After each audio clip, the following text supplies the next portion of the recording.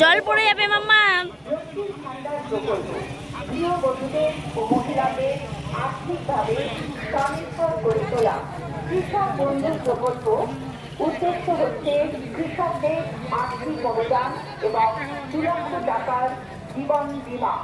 স্বাস্থ্যসাথী প্রকল্প 10 লক্ষ টাকা পর্যন্ত স্বাস্থ্য বীমা প্রদান করা হয়।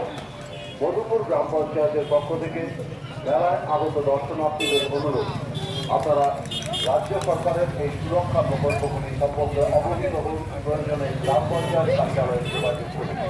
মেলা মানে নিরন্তর জাতি ধর্ম বর্ণ নির্বিশেষে আসুন, আমরা সকলে মিলে এই মেলার আনন্দকে ভাগ করি।